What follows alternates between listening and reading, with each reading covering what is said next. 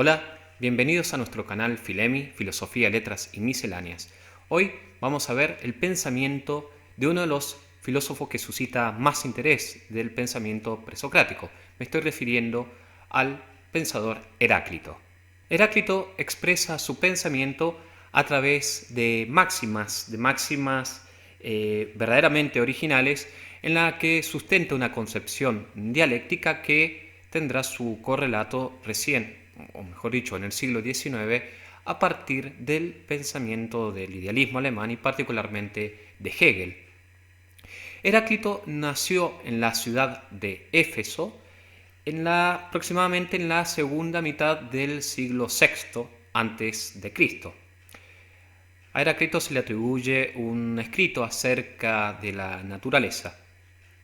Sus proverbios, sus máximas son de difícil interpretación. Ya en la antigüedad tenía esta fama de enigmático y por eso se lo apodó a Heráclito el Oscuro. Sus sentencias apelan a la paradoja y tienen cierta dosis deliberada de ambigüedad. Este pensador, como así también Esquilo y Píndaro, así al menos lo advierten los expertos, pretenden mostrar que tras las afirmaciones hay verdades muy grandes, demasiado profundas, para que su lectura sea lineal y su interpretación sea unívoca. En este sentido, Heráclito se expresa al modo del dios Apolo, del cual escribe: el soberano, cuyo oráculo es el que está en Delfos, no dice ni oculta, sino da señales. Platón y Aristóteles lo han citado en algunos pasajes de sus respectivas obras, pero de forma un tanto distorsionada, muy probablemente por la deformación misma de los heraclitios, que, muy por debajo del genio de su maestro, no comprendieron correctamente sus frases. Lo que se conoce de su obra se conoce por numerosas fuentes, además de Platón y Aristóteles, por los estoicos y en particular por los padres de la Iglesia, que lo citaron abundantemente, muchos siglos después, evidentemente.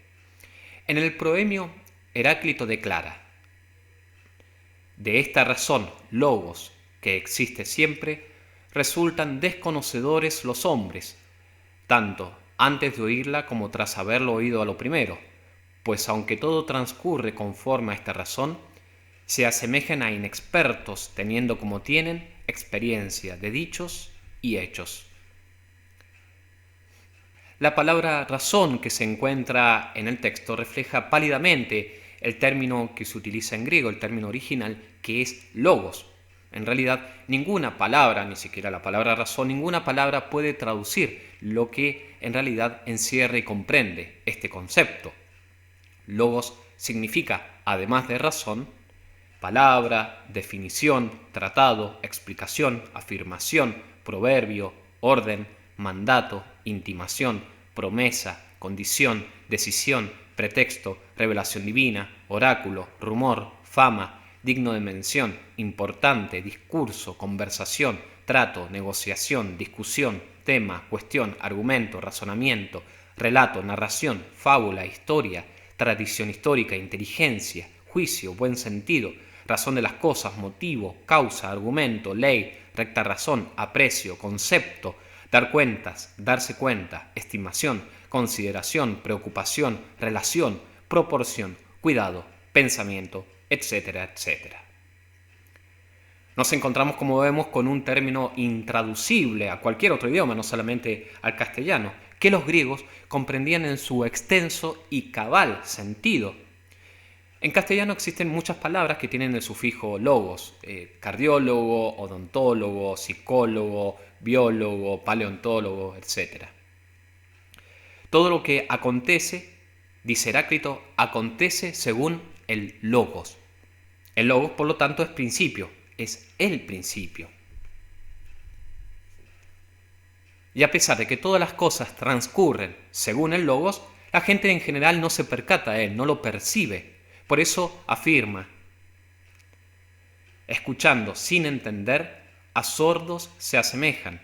Les cuadra el testimonio del dicho: presentes están ausentes. aparece aquí un profundo tópico arcaico, la ignorancia humana. El común de los mortales desconoce la verdadera naturaleza de la realidad, según Heráclito. El logos está presente en todas las cosas. Sin embargo, su aprehensión no es directa. Y es que, como señala Heráclito en esa maravillosa frase tan conocida, que va a impresionar tanto a Heidegger y lo va a llevar a su concepción de la verdad como aletheia, escribe: la verdadera naturaleza gusta de ocultarse. Heráclito destaca que esta fisis es una ensambladura invisible más fuerte que la visible. La ensambladura visible es la multiplicidad de las cosas. Lo que se halla oculto, lo invisible, por el contrario, es lo que está tras esa multiplicidad es el logos. Pero para poder hallarlo hay que hallar lo inesperado, nos dice Heráclito. Por eso es muy difícil de escudriñar y de alcanzar el logos. Y es que muchos hombres se ven engañados respecto del conocimiento de cosas manifiestas que no son más que simples opiniones, falsas creencias.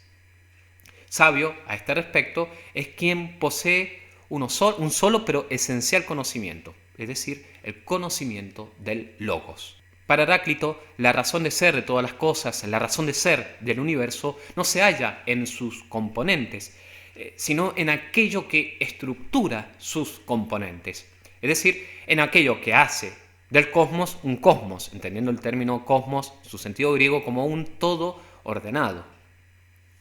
El logos precisamente es ese estructurante interno, intrínseco, inmanente, por el cual la caótica dispersión de la multiplicidad es reunida y reglada. Por eso señala que el logos es lo común a todo, es decir, lo que está presente en todas las cosas. En esta dirección aparece el siguiente fragmento de Heráclito que nos permite seguir profundizando en esta cuestión. No escuchándome a mí, sino a la razón, logos, sabio es reconocer que todo es uno. La fórmula inversa tiene la misma validez. Uno es todo. Aquí, sujeto y predicado son lo mismo, se fusionan. De hecho, Heráclito rehúsa personalizar estos términos anteponiendo un artículo definido o un artículo indefinido. No habla de el todo, de un todo o de un uno o el uno, sino de lo uno, todo. Sus palabras son muy precisas. Todo uno, uno todo. Muestra que el plural griego panta, que significa todo, que nosotros traducimos al castellano en sentido singular, todo, pero que en griego tiene esta significación plural. Por eso podríamos decir que casi este todo singular que traducimos al castellano es un falso singular porque está representando la totalidad de las cosas y por lo tanto una pluralidad. Bueno, decíamos entonces que este todo plural y este uno singular se pueden recíprocamente predicar para Heráclito. De la multiplicidad se puede predicar la unidad y de la unidad se puede predicar la diversidad. Todo uno significa para Heráclito tanto que una diversidad está unificada como que algo único es el resultado de una multiplicidad. Ahora bien, podría uno preguntarse, ¿cómo hace o cómo puede hacer coincidir Heráclito lo plural, lo múltiple, con lo uno? Heráclito parece responder a este interrogante declarando que la unión se lleva a cabo justamente en virtud de las diferencias. En virtud de la diferencia se lleva a la unión. Todavía más, cuanto más diferentes, más contrastantes son estos componentes, mayor es la unidad. La armonía más bella surge de las cosas diferentes. Los hechos cotidianos nos muestran esta armonía de los contrarios, el día y la noche, el invierno y el verano, etc. Allí vemos la unidad de lo diverso. La unidad, por lo tanto, se despliega en pares de opuestos, lo que da lugar justamente a la multiplicidad.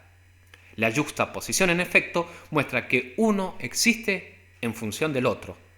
Cada realidad posee dos aspectos que muestran la identidad por un lado y la diferencia. Veamos entonces algunos proverbios de Heráclito que van en esta dirección. Camino arriba, camino abajo, uno y el mismo. Mar, agua, la más pura y la más impura.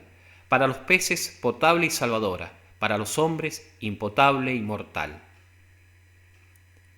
De la justicia no sabría ni el hombre si no hubiera estas cosas, las injusticias. La enfermedad hace a la salud cosa agradable y buena, el hambre a la hartura, el cansancio al descanso. Como una misma cosa se da en nosotros, vivo y muerto, despierto y dormido, joven y viejo, pues lo uno, convertido, es lo otro, y lo otro, convertido, es lo uno a su vez.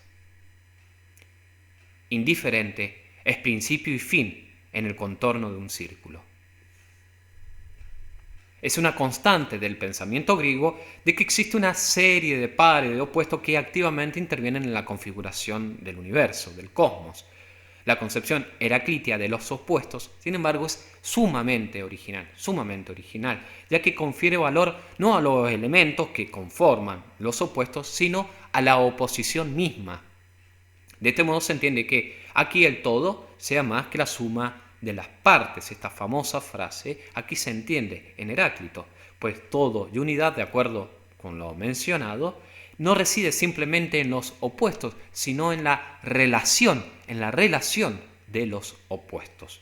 Lo que da sentido a los opuestos puntualmente es la oposición, que es la relación, ya que uno solo de ellos, sin la oposición, sin lo otro que se oponga, no es nada. Lo concordante, en este sentido, es concordante en tanto que no es disonante. Ahora bien, la realidad toda conformada por esta oposición está dada de forma equilibrada. Esto es muy importante, de forma equilibrada. El Sol no se queda en el cenit 24 horas, sino que, como señala Heráclito, el Sol no sobrepasa sus medidas. Debe pues dejar lugar a la noche. Y es que la desmesura, hubris, debe ser combatida más que un incendio. La armonía que hace que todo sea una, por consiguiente, es el equilibrio que resulta de la batalla entre fuerzas opuestas, como señala Heráclito. Todo acontece por la contienda y la necesidad, como dice igualmente en esta sentencia. La guerra de todos es padres, de todos rey. La realidad parece estar en calma, estar en paz, pero la physis, oculta como tal, es decir, oculta en su verdad. Recordemos la frase de Heráclito, la naturaleza, la physis, gusta de ocultarse. Está conformada por tensiones esta physis. Heráclito trae a colación el conocido ejemplo, uno de los más conocidos de las numerosas máximas de Heráclito, el ejemplo del arco. Y es que cada componente que conforma el arco debe encontrarse en equilibrio con el otro para que cumpla su propósito. Tanto la madera como la soga deben estar en un equilibrio de la tensión.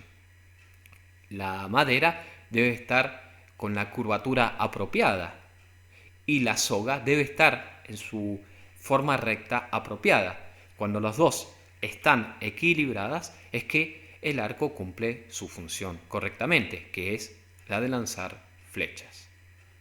Bueno, para ya ir finalizando, me parece muy importante hacer una aclaración sobre las dos citas, sin lugar a dudas, las dos citas más importantes, más famosas, que se atribuyen a Heráclito y que son siempre desarrolladas en los manuales de filosofía y que incluso los más grandes pensadores de la historia de la filosofía moderna y contemporánea han retomado para profundizar o también para refutar, dos frases que han sido objeto de grandes y profundas reflexiones, de notables reflexiones y, quiero decir, de meritorias reflexiones.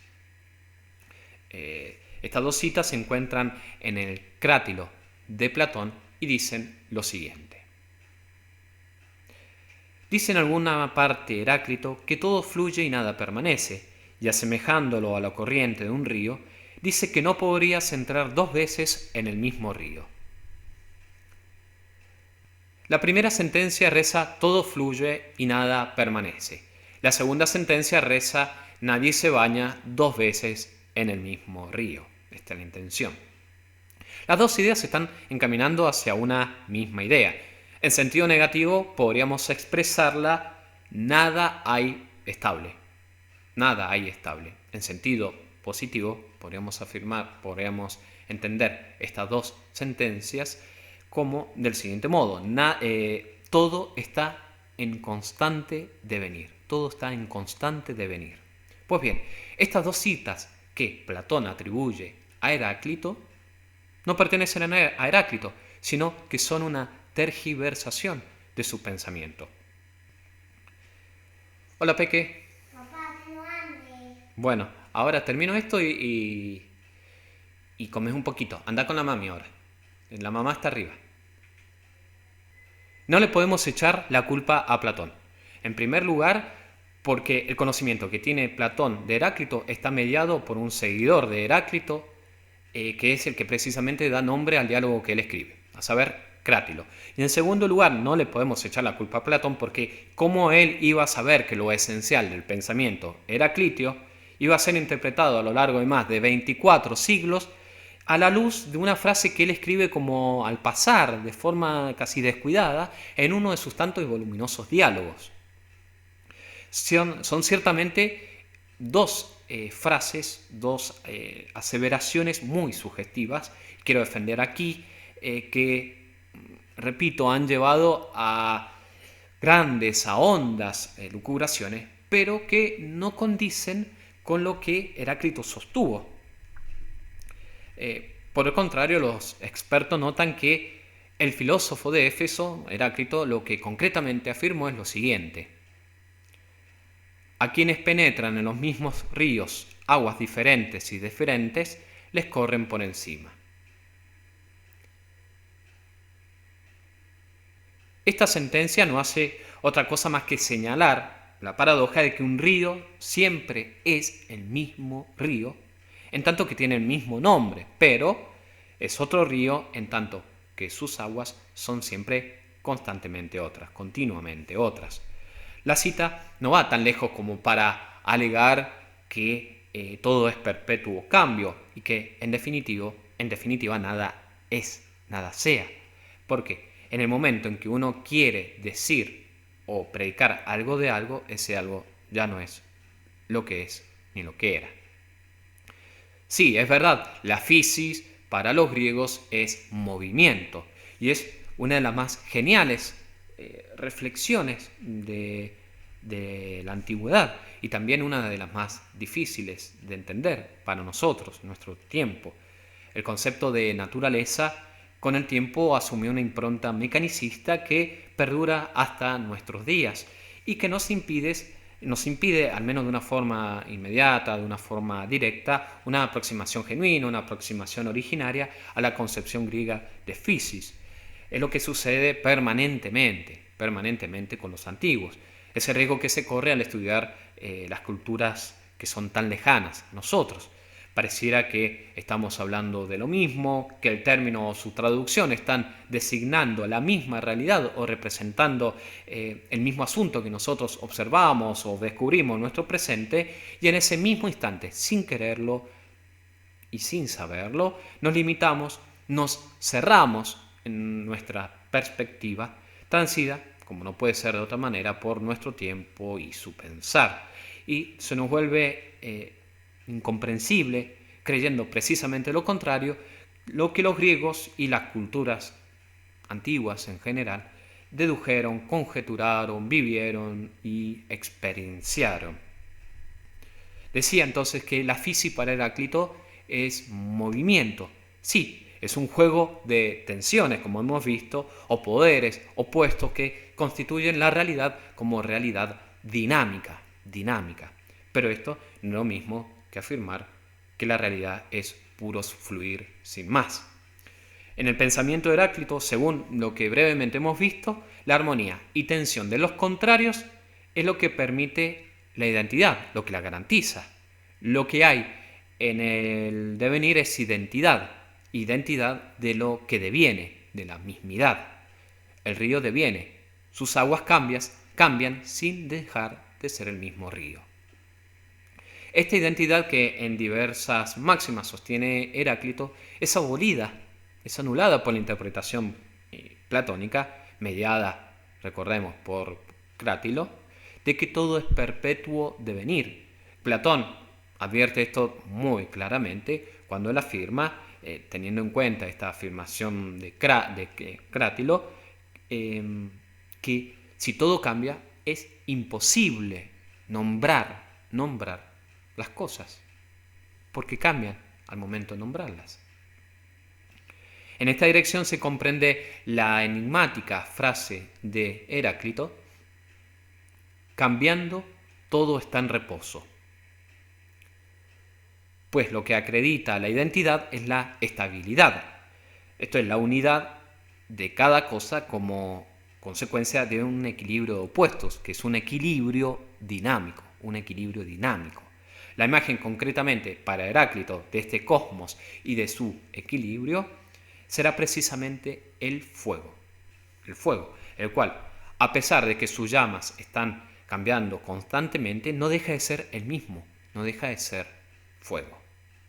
Bueno, hasta aquí lo que puedo decir sobre Heráclito. Me sentí verdaderamente tentado de hacer más de un video acerca del pensamiento de Heráclito. Es verdaderamente muy profundo, muy interesante. Cada una de sus sentencias lleva a uno a reflexionar hondamente, y espero que con este video, con este resumen en el que he tenido que dejar de lado algunas frases que me hubiese gustado trabajar, espero con este video estimularlos a que se adentren ustedes en la lectura de Heráclito, en los fragmentos de Heráclito, que los pueden leer en menos de media hora y que sin embargo a uno pueden llevar a reflexiones de años. Yo hace muchos años que estoy con la filosofía y sin embargo una y otra vez vuelvo sobre estos textos de Heráclito y me vuelven a hacer pensar y repensar estas mismas ideas que ya en algún momento leí, pero que a medida que avanza el tiempo encuentro una nueva interpretación, un nuevo modo de entenderlas.